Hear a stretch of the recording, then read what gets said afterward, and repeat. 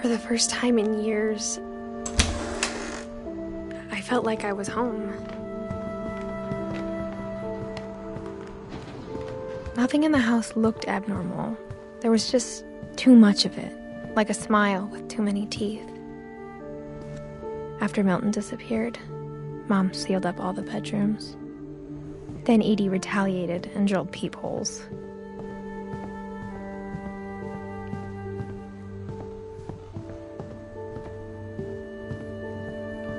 Whenever people ask me about my family, the first thing they always want to know about is Barbara.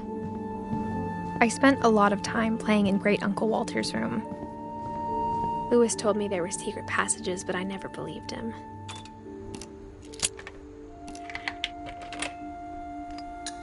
Turns out, my mom was really good at keeping secrets. Now it was time to find out what my mom had been afraid of. From the paintings on the wall, it was clear my brother Milton had been here before me. Reading this, maybe it sounds like I had a plan, but I had no idea what was behind that door. Just like I had no idea where all this was gonna lead.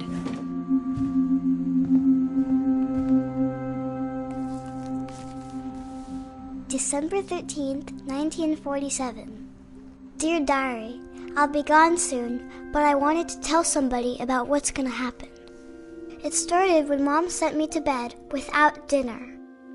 I woke up and I was starving, so I looked around for something to eat. The gerbil food was dry, but I didn't mind it.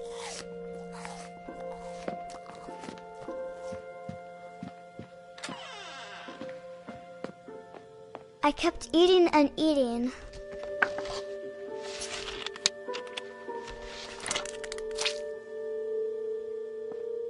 I ate a lot of things that night.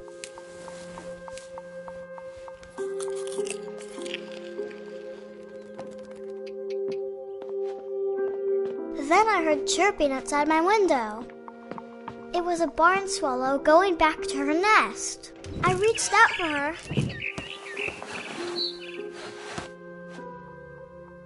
And suddenly, I was a cat. I tried to be quiet, but the bird was really scared.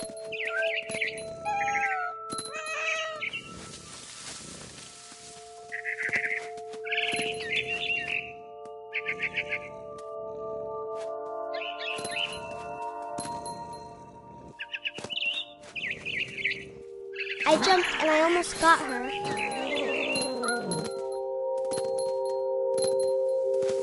Now I was up in the big tree.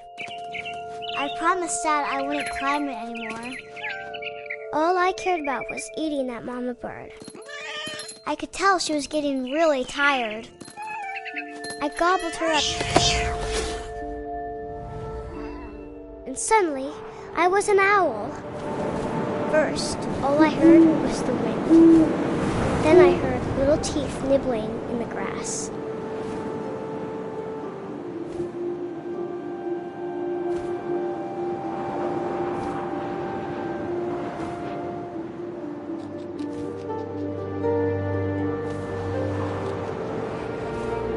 Rabbits.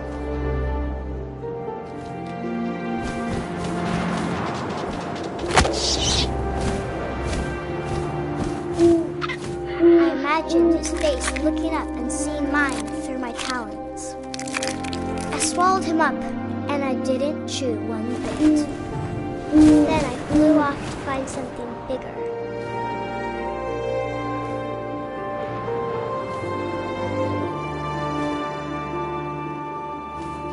A mama rabbit.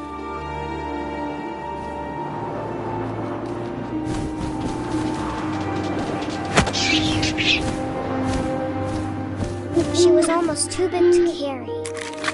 I started choking, but I couldn't stop eating.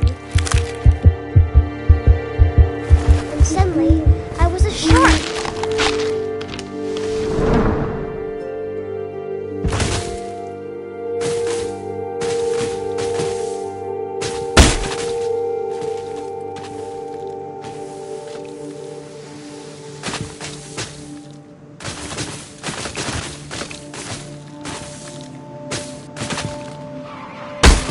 I rolled off a cliff and into the ocean.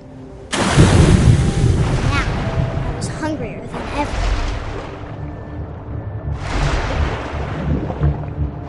I wanted fat, juicy seals. I tore off her flipper, and it tasted really good.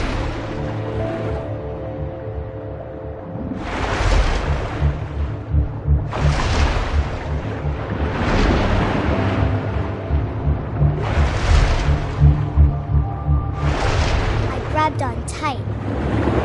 When I was so hungry, I jumped out of the water.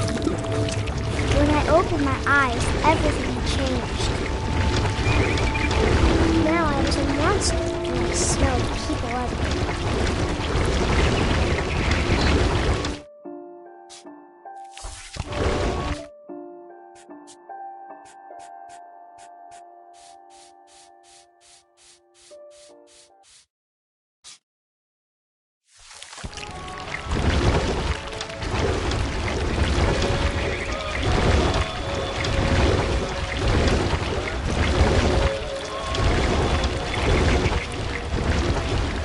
I was big, but I moved real quiet.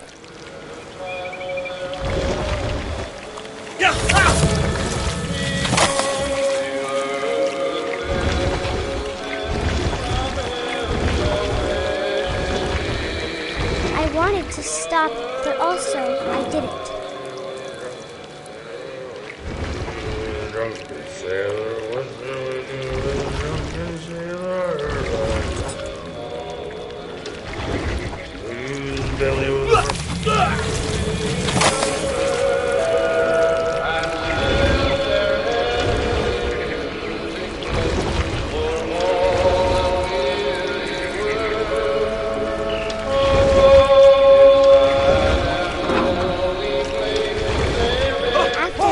passenger, I was still hungry. And to cross the water, I smelled something new. Something I had to have, so I swam towards it. I slithered onto the sand, and the good smell went into an old pipe.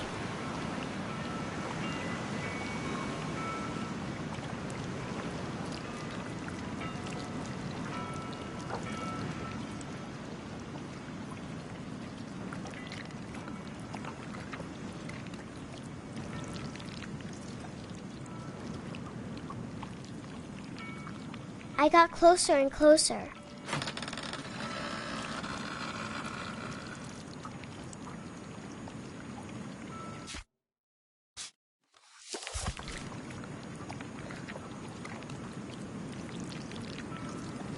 All of my stomach started growling. And suddenly, I was me again. I held my breath for a long time, but I couldn't hear anything. I think it's waiting for me to fall asleep. But it's not going to wait much longer. It needs to feed, and we both know I will be delicious.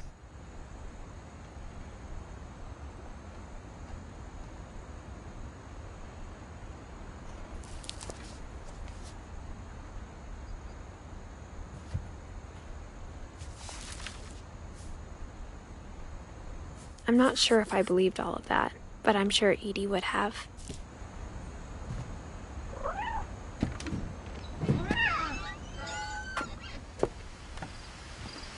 This will be obvious later, but my mom never told me any of these stories.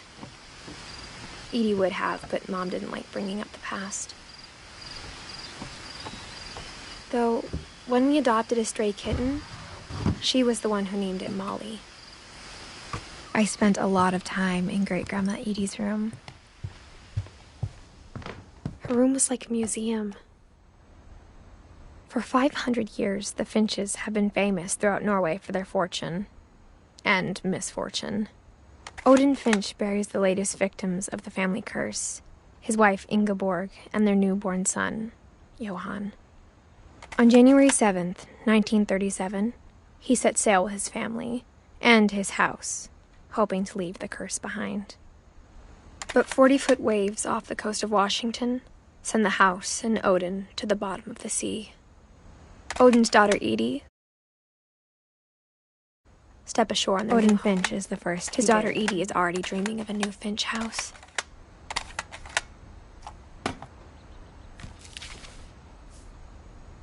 Whatever's wrong with this family, it goes back a long ways.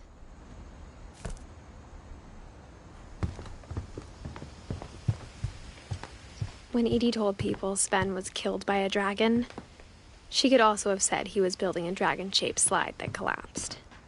Even in her 90s, sometimes Edie seemed a lot younger than my mother.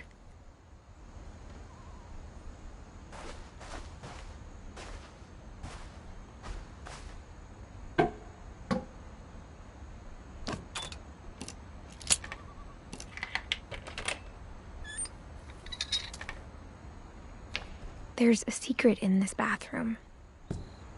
It's in the last place you would look. It isn't in the cupboard. It's hidden in this book.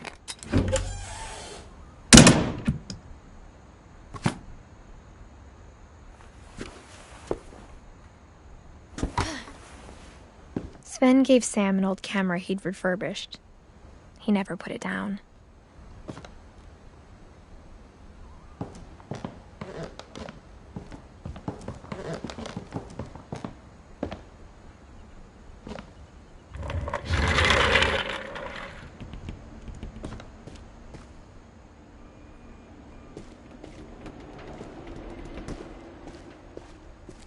I knew Grandpa Sam had a twin, and that he never talked about him. I guess my grandpa didn't like history any more than my mom did.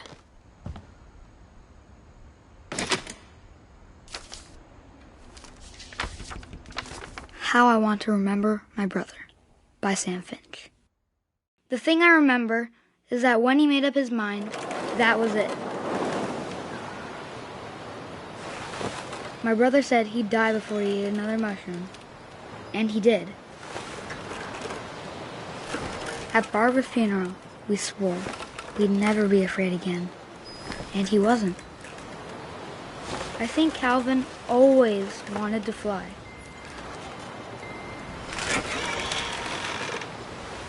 Sam! Calvin!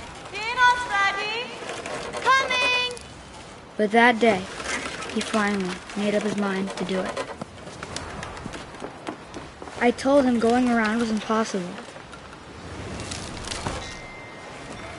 Maybe if I hadn't said that. Calvin, I'm not gonna tell you again. Maybe if the wind hadn't picked up. Then maybe he'd still be here. But I doubt it. I think he'd already made up his mind. That's what I want to remember about my brother.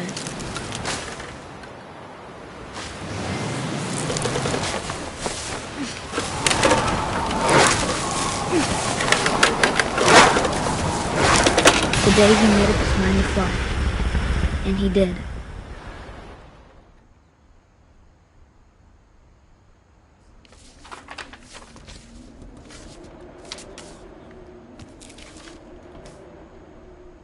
Calvin's story felt strangely familiar. When I was younger, I remember trying to do the exact same thing. After the funeral, Edie roped off Calvin's half of the room.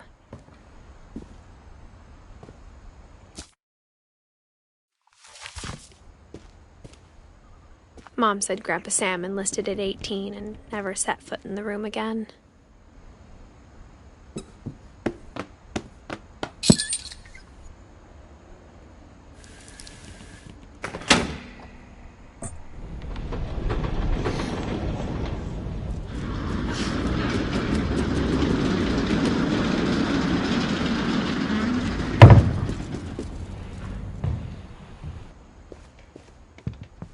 The passages were a pretty tight fit.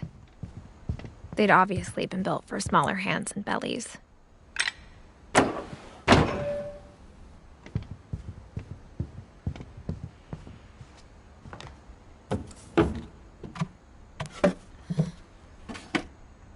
Growing up, I always thought of Barbara as a child star.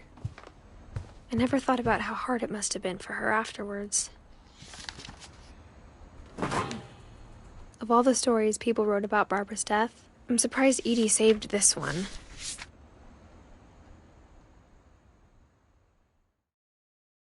Old Jack here with another ghastly tale inspired by America's most unfortunate family.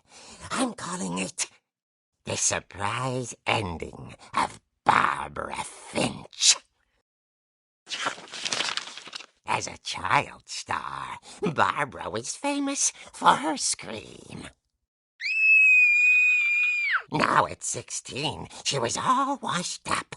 A has-been. But in a lucky break, she'd been asked to perform her signature scream at a local convention for monster movie fans. It was just the boost her career needed. Unfortunately, her scream hadn't aged well. Getting better. I think you just need the right motivation. Her biggest fan and current boyfriend, Rick, was about to demonstrate when... Now that was a great scream. It was Barbara's father, Sven. He'd slipped into a table saw and had to be rushed to the emergency room. So Barbara got stuck babysitting her youngest brother, Walter. Her convention comeback was cancelled. Okay, I'm hearing frustration, but I'm not hearing terror. What if I tried... A gang of hoodlums in Halloween masks have been terrorizing Orcas Island tonight. Police are urging residents to... That came from the basement. You're right! Also, I loved your delivery on that. Why is your basement door locked? Because my dad likes making puzzles and secret passages. There's a key hidden in the music box. The secret is to keep winding and winding until finally the key pops out. Thanks, babe. I'll be back in a sec. 20 minutes later, Rick hadn't returned. So Barbara went to look for him, right on cue. She reached for the music box. And as she wound the key, she listened for Rick, but the house was silent.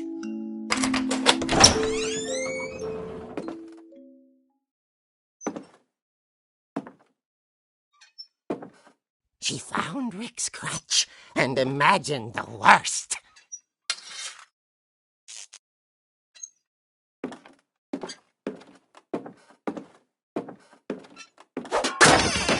The gang's leader is the infamous Hookman killer, Dr. Carl Hamill, who impaled and then ate his family 10 years ago tonight. The old fridge rattled and grew still. Oh dear!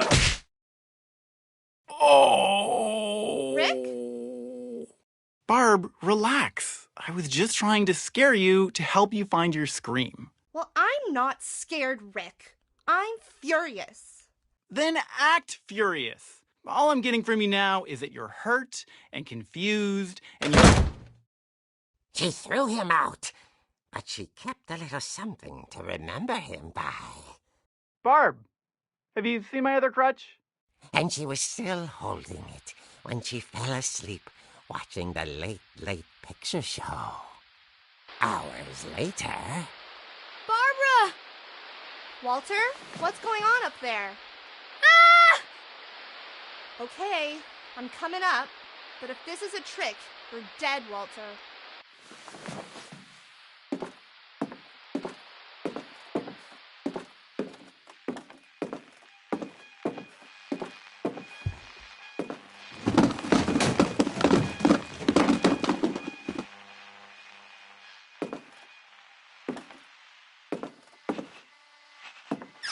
Walter, are you there?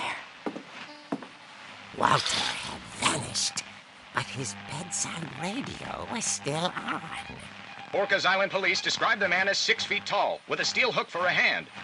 Residents are urged to lock all doors and windows and notify the police of any suspicious activity. Barbara turned, saw the hook man and was speechless. He was quite smashing.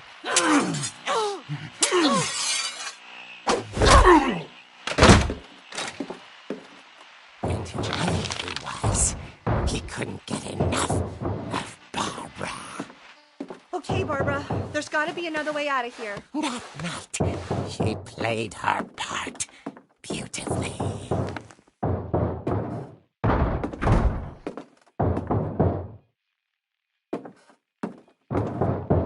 Molly's door hadn't been opened in years. The hinges groaned.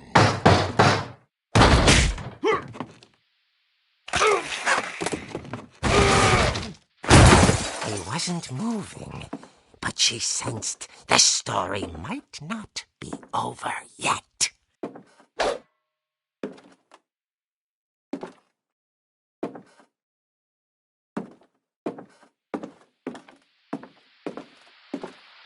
The hookman had vanished. She listened for his breathing, but all she heard was... At the door, she heard whispering. It was coming from inside the house.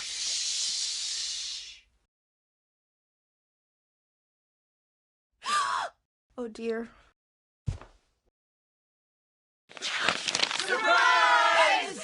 Bravo, Barbara! You were wonderful.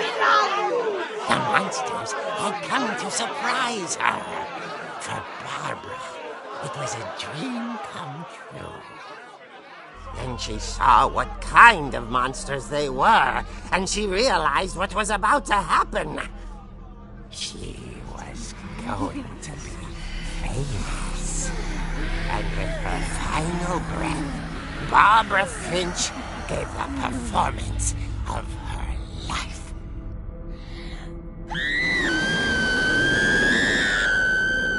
I wasn't there myself, but I hear Barbara was magnificent.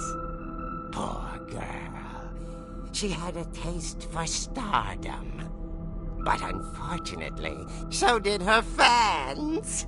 Of course, the police blamed it all on poor Rick, who disappeared the same night. And little Walter, hiding under his bed the whole time.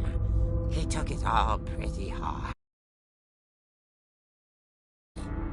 As for Barbara, tucked inside the music box was all they ever found of her. Her ear. Now that's what I call a real eerie tale.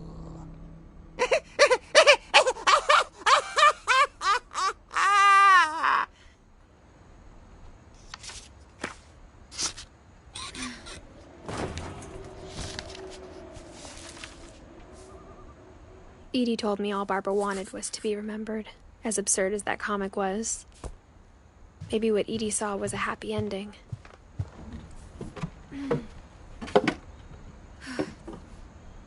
I guess now I know why Mom didn't like me playing with the music box.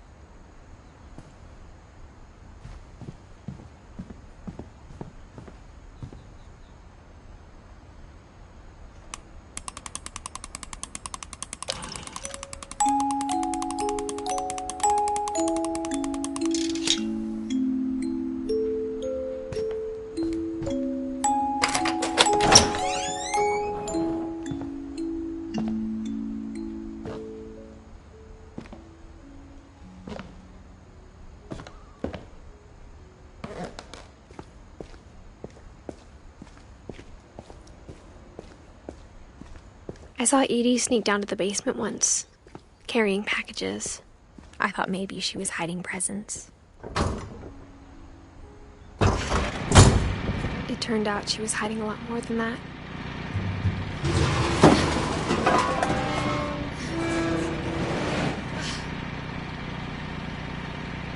I remember asking Mom once about where Walter had gone. She said after Barbara died, he got as far away as he could. If there's a pattern in all these stories, I think it's that none of us has gotten very far.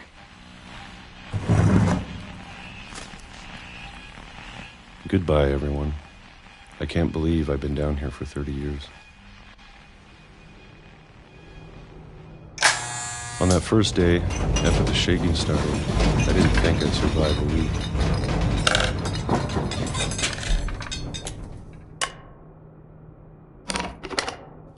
But after a few days, I settled into a routine. That's what kept me sane. Having a schedule, living for today. I always expected to be dead tomorrow. But if you wait long enough, you get used to anything.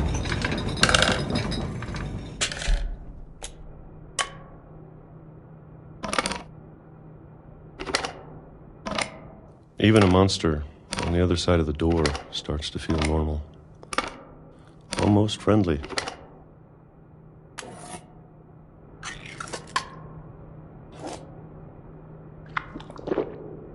And then one day, everything just stopped. Whatever that thing was, it was gone. Maybe it got tired of waiting. Or maybe I just got tired of being afraid.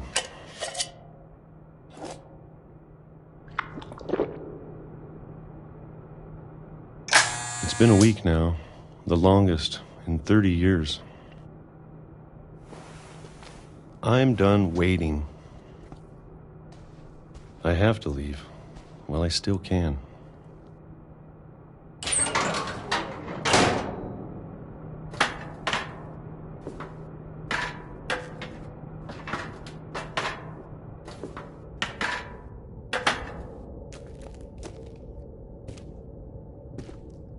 I know it's out there somewhere. Whatever killed Barbara and Molly and Calvin. Maybe this is all a mistake. But I need to stop living the same day, even if it kills me.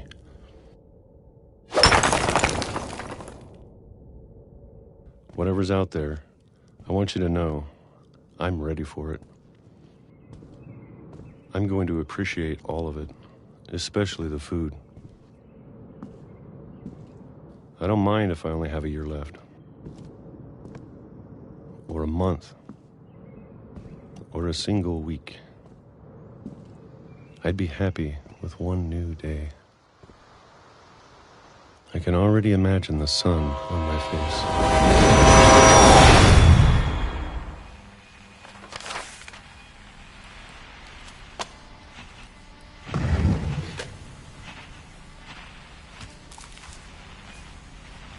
Walter died when I was 6. I can't believe my mom never told me he was down here. I'm sure my mom was trying to protect me.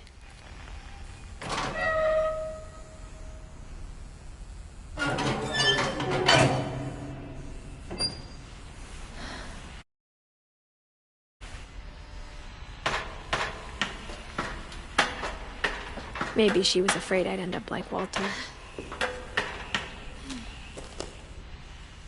But if she never told me about an uncle under the house, I can only imagine what else she was hiding.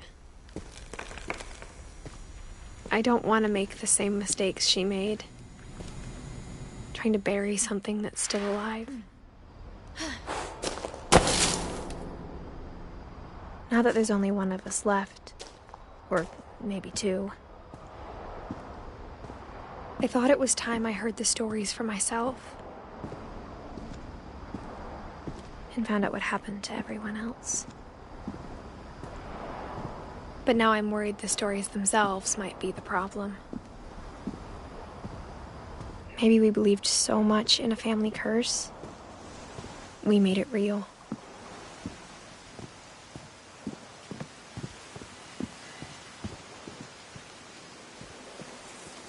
I don't know if I should even be writing this.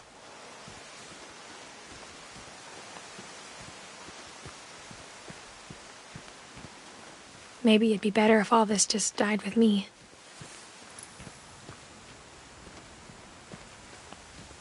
But I thought you should know about your family. And the history you're a part of. Though to be honest, I feel as lost as you probably do right now.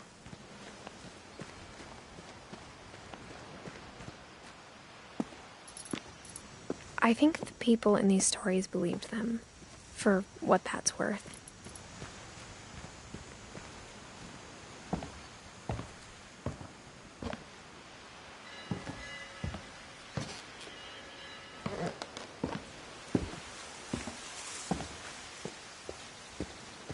And when you look at the house, that history of imagination and stubbornness and madness, any of it seems possible.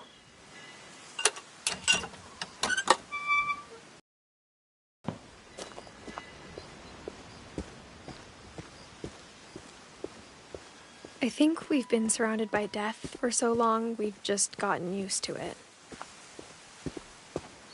What kind of family finishes building a cemetery before starting the house?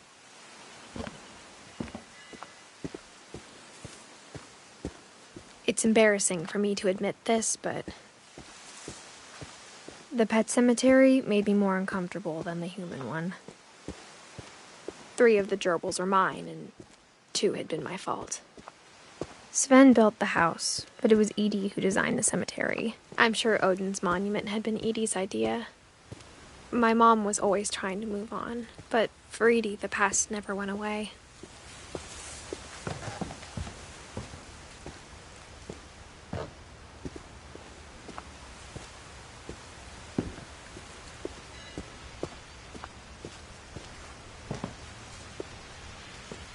She lost 2 of her brothers, just like I did. I get why she tried so hard to protect us. There's so many things I wish I could ask my mom now. Part of me thinks this is what she wanted all along. For me to come back someday and find everything out for myself.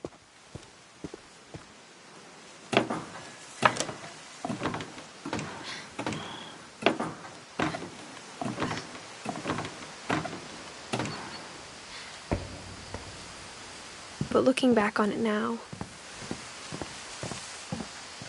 if she told me there was going to be so much climbing, I never would have come when I was 22 weeks pregnant.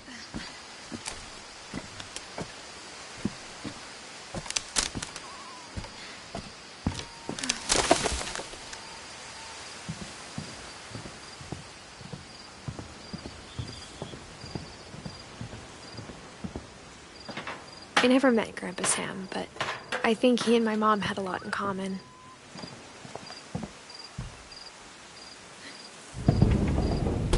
They were both pretty intense.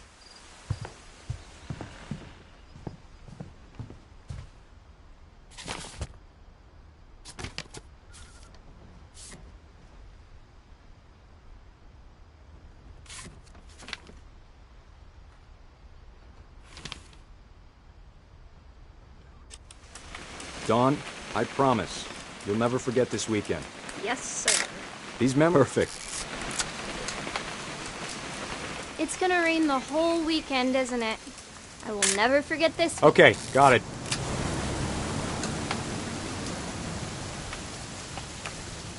I'm gonna take some pictures, okay? Just be careful. That camera's older than you are. Hey! That's a keeper. Definitely should not have drunk all that coffee. I'm just saying, I'm not always gonna be here, Dawn. You'll need to remember this stuff, if you want to survive. I'll be fine, Dad. Dad! Good eyes, Dawn. Before you take the shot, let me get a picture of you. Dad. Let me get behind you. Do I have to do this? Dawn, you don't have to do anything. Great shot, Dawn!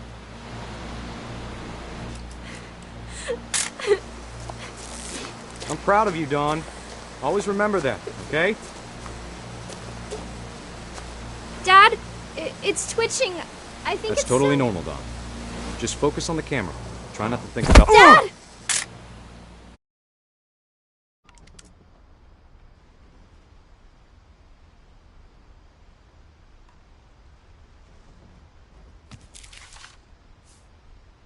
Of all these stories, that's the one I wish most that my mom had told me.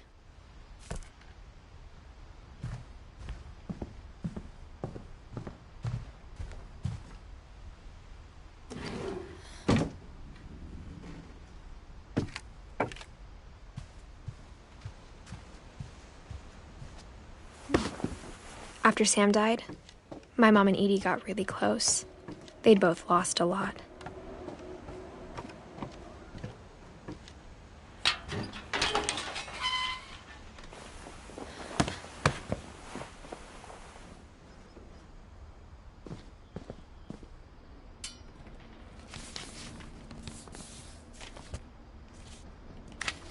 Dear Kay, do you remember the way Gregory used to laugh when he thought he was alone?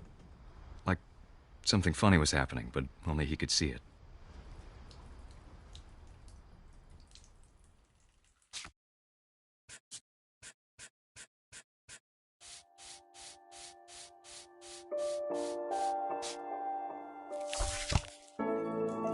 I think he saw things the rest of us don't.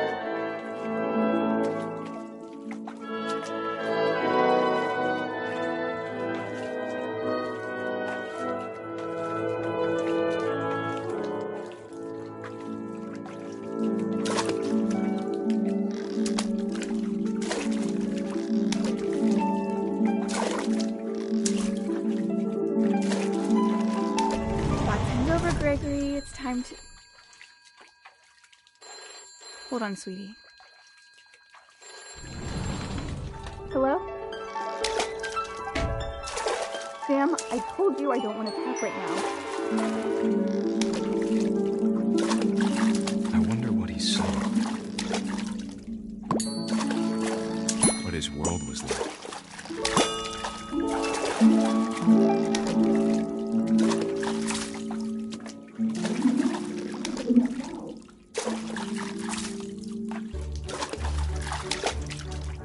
He reminded me so much of Calvin. Lost in his imagination.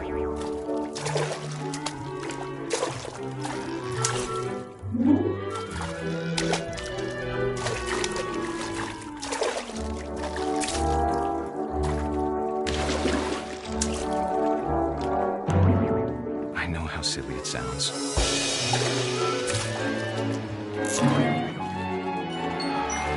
That I worried about a baby being too happy.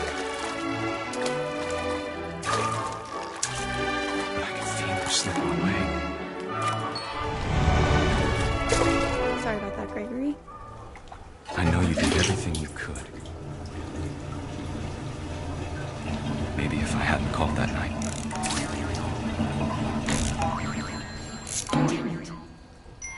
I wish he could have told us. No, I don't want to. About the world he saw.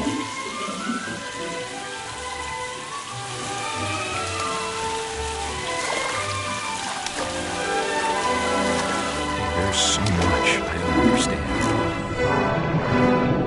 About Gregory. About everything.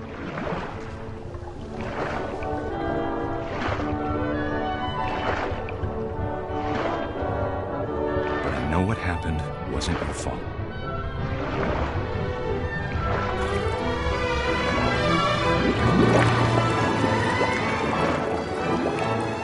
I'm sure he's happy.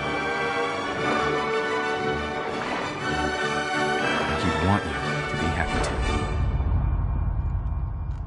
Good luck, Kay. Love, Sam.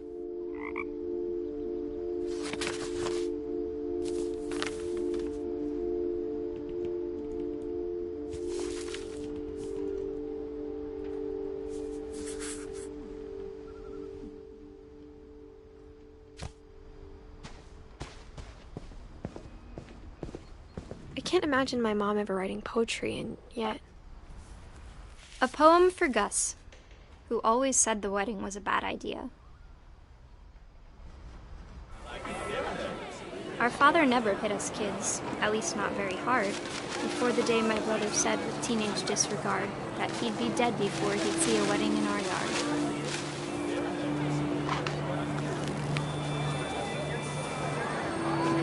My father made him come, of course, but Gus stood far apart, just flew his kite and bottled up the storm inside his heart.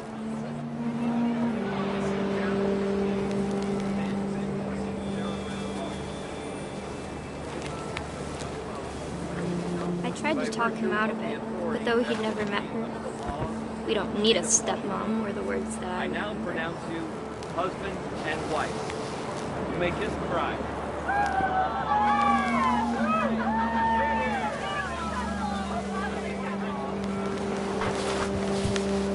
When the time for photos came, Dad ordered him to come here. But Gus declined, and as a sign held up his middle finger.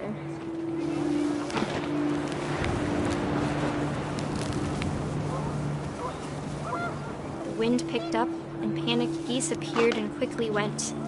But all the humans did that day was go inside the tent.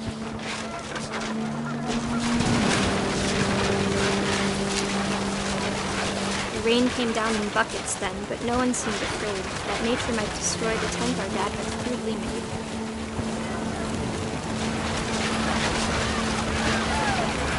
The thunder sounded much too close and full of angry power. But all my father said to this was, "Make the music louder."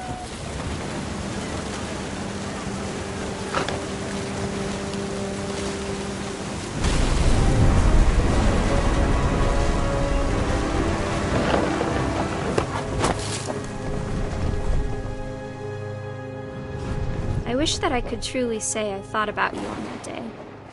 Out there on the beach alone, just you, the wind, the sea, and foam. But I didn't, until we found you.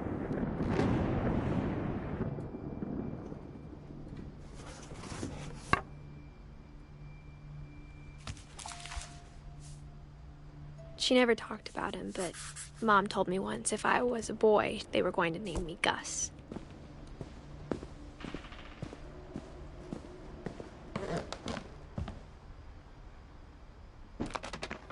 My mom moved up to the loft after her brothers died. At the time, it was as far away as she could get.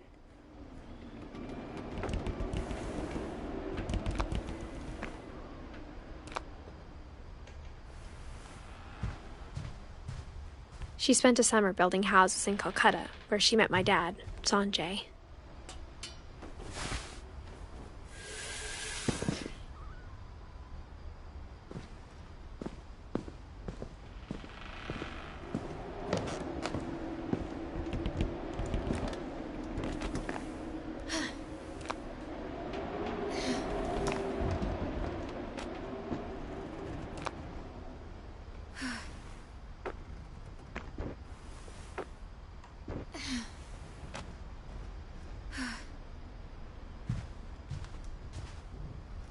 My mom moved to India a week after graduation and got a job teaching English. Louis was born a year later. When my dad died, I don't think Mom knew where else to go. I'm sure Edie was happy to have her back. The house had to get a little bigger, but Edie was used to that. And for a while, things were good. Almost normal, but it didn't last. The beginning of the end was Milton's 10th birthday, when Edie gave him a castle.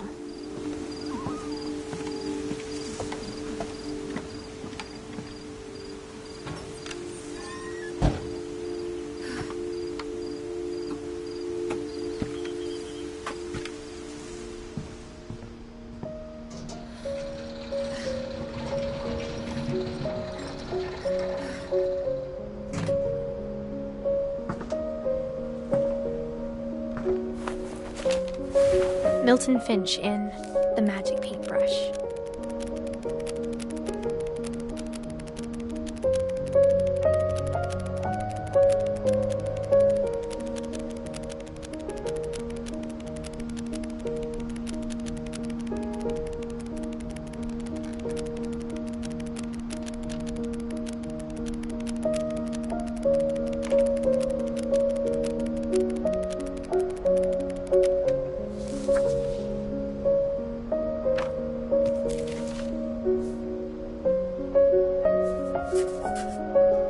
was 4 when Milton disappeared.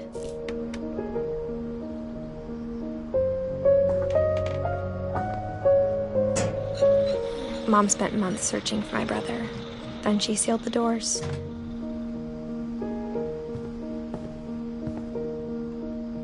Whatever Milton had found in the house, Mom didn't want it getting out.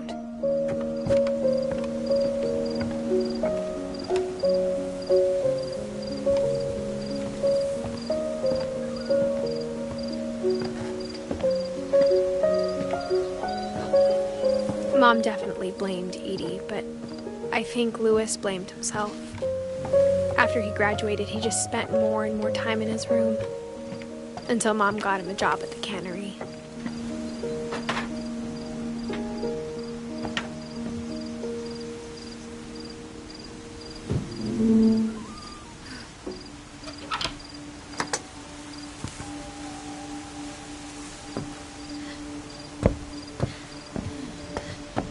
Louis's room smelled very, very familiar. That part of him lived on.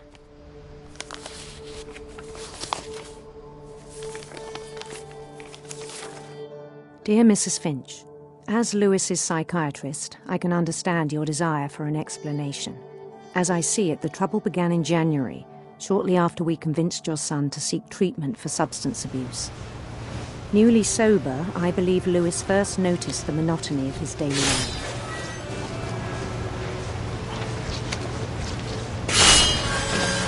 He kept working at the cannery, but he withdrew part of himself.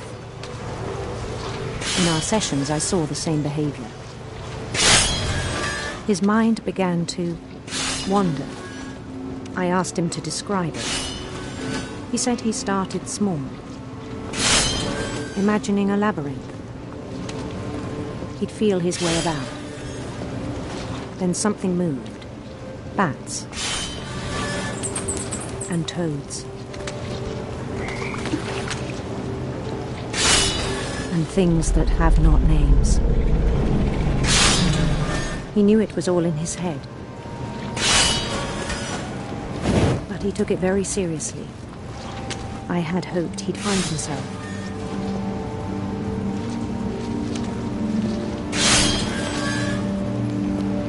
But he found something more. I worried about him then. Daydreaming at the cannery, I spoke with his boss. But he said Louis had become a model employee. Methodical, tireless, focused. Like a whole new Louis. So I let him go on.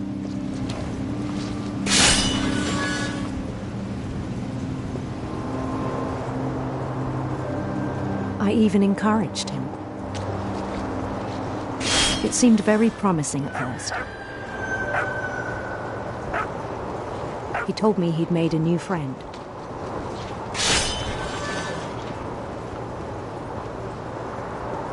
On the edge of a city he named Louis Topia.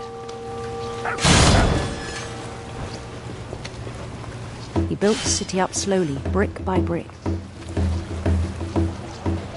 Then he made musicians.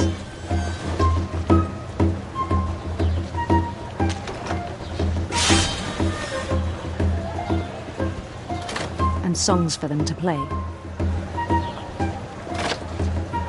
He talked about starting a band.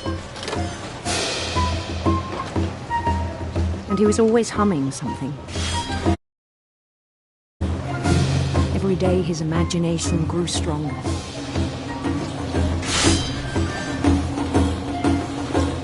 He no longer spoke at the cannery. But his chopping was as reliable as ever. Then one day it struck me that all the cheering crowds, even the stones under his feet, were all in his imagination. So he could do whatever he wished.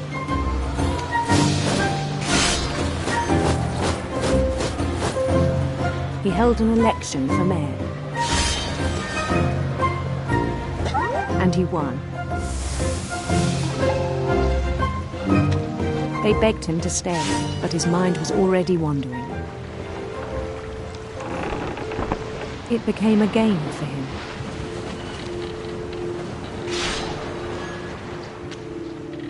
He'd conquer a city, then immediately push on. New Louisville.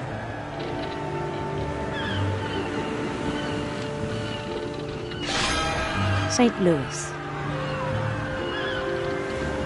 He started drifting away from our reality.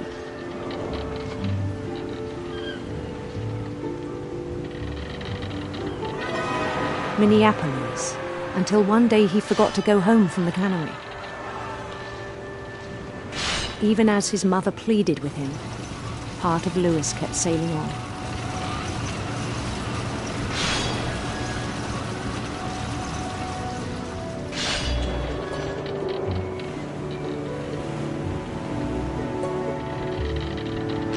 In Louisburg, he heard rumors of a handsome queen.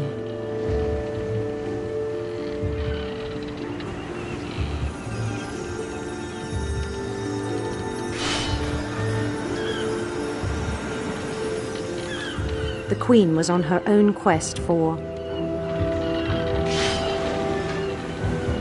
radiant rainbows.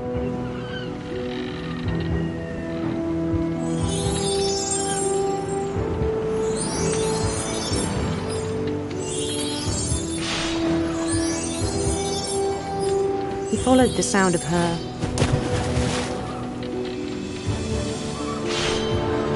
silver harp.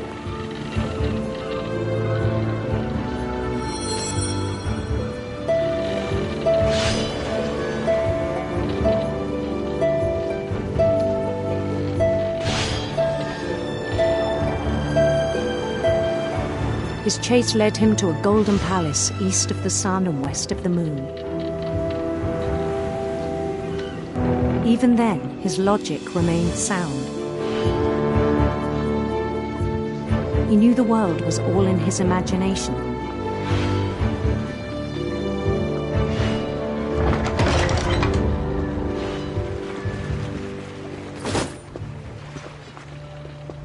But he was so proud of having created it. In his own eyes, he'd become something greater than a king.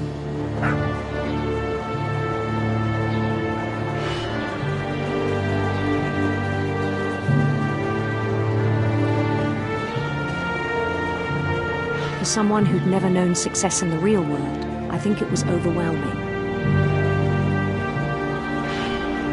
And then it struck him that the real Louis was not the one chopping salmon, but the one climbing the steps of a golden palace.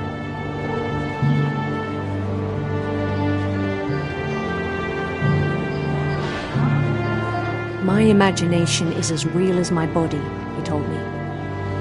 It was hard to argue with him.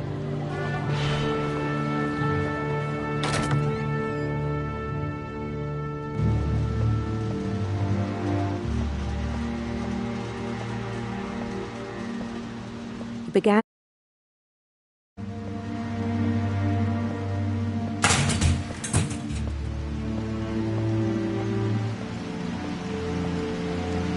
I think it pained him to remember Louis, the cannery worker.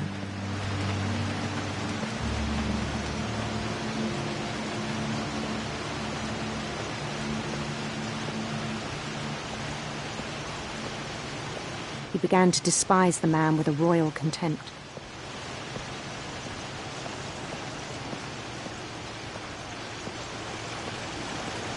I still thought I could save him. Even after he said he was being crowned king over all the lands of wonder. The palace would be packed with his companions.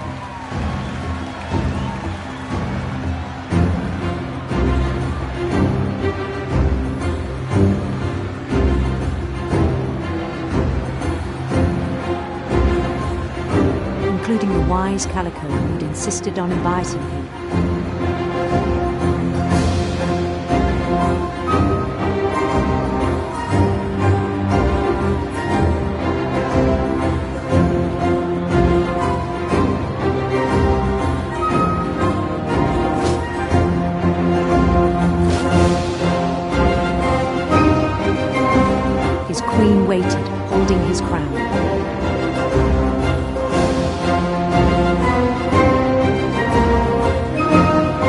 There's only one thing left to do.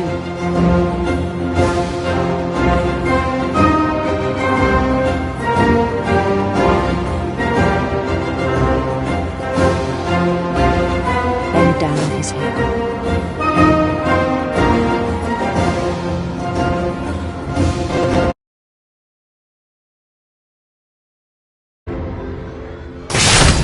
And the rest I think you know.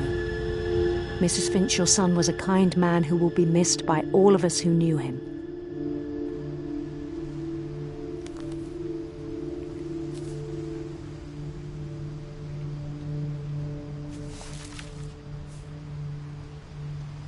My brother was really cool.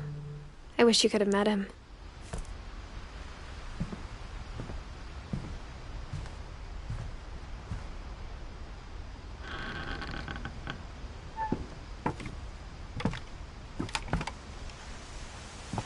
On the way back from Lewis's funeral, my mom told me to start packing. She waited until the day before we left to tell Edie.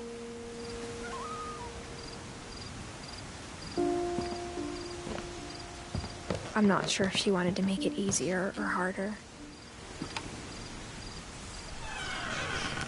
I wish we'd stayed. But I understand why we left. What happened that night had been coming for a long time. Maybe it should have come sooner.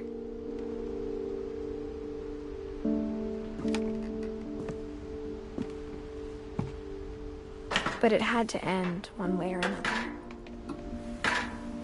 All that's left now is to tell you about that last night.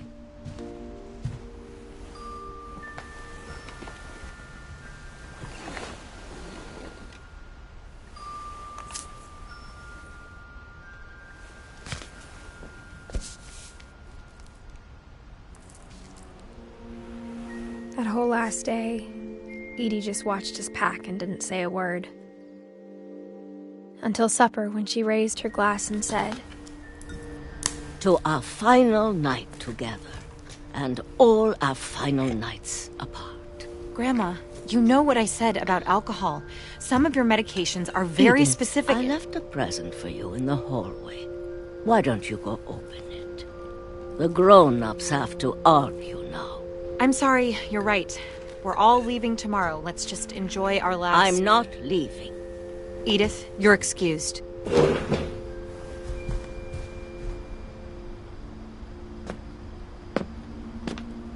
The power had been shut off that morning, but Edie always had plenty of candles. When my mom sealed the library, I don't think she knew about the other entrance, or that Edie had a key to it.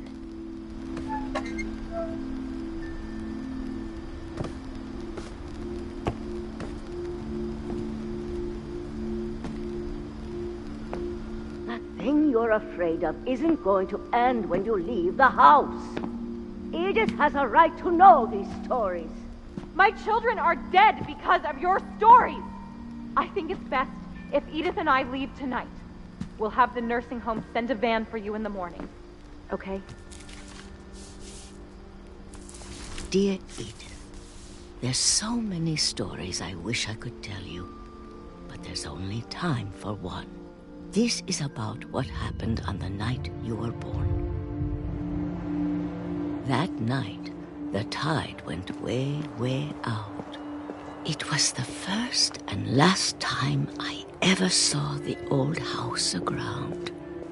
There'd been an earthquake out in the middle of the ocean. They called it the lowest tide in 1,000 years. God, it smelled awful. No, I've seen that house every day of my life. But I never thought I'd go back to it. When the fog rolled in, I lost my way.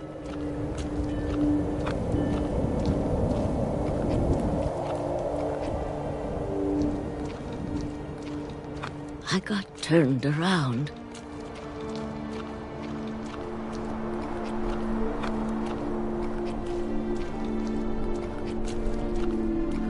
For a while, I wondered.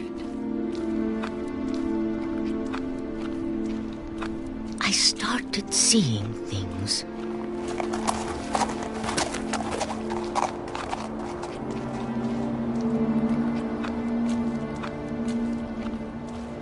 Things I'd forgotten had ever existed.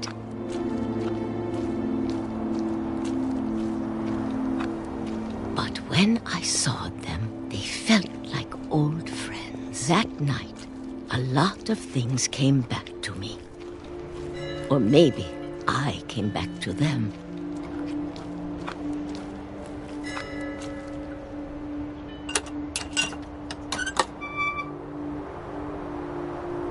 Things I can't explain, but that I need you to try and... Edith, what are you doing in here? It's mine. Edith! Mom, you're gonna rip it! Let go! I kicked and screamed, but Mom dragged me to the car. I never saw Great-Grandma Edie again.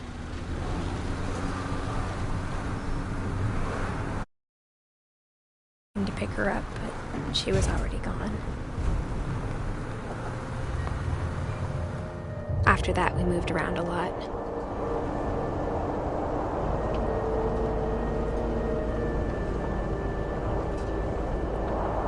We both tried to make the best of it.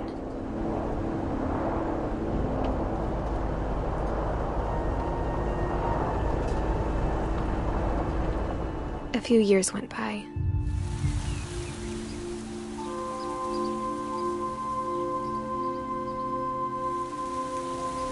My mom didn't like to talk about it, but she started getting sick a lot. The rest happened pretty quickly. She got better for a while, and then she didn't.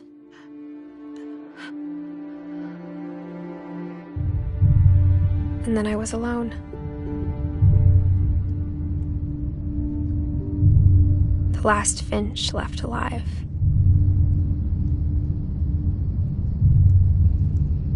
Until I found out about you. I'm still not sure what to tell you about all this. If we lived forever, maybe we'd have time to understand things. But as it is, I think the best we can do is try to open our eyes. And appreciate how strange and brief all of this is.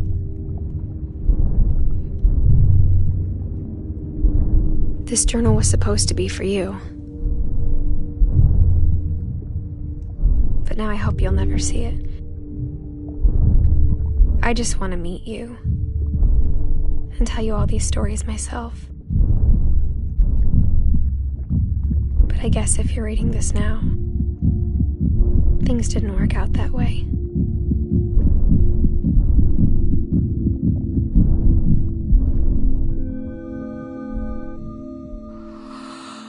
This is where your story begins. I'm sorry I won't be there to see it. It's a lot to ask, but I don't want you to be sad that I'm gone. I want you to be amazed that any of us ever had a chance to be here at all. Good luck.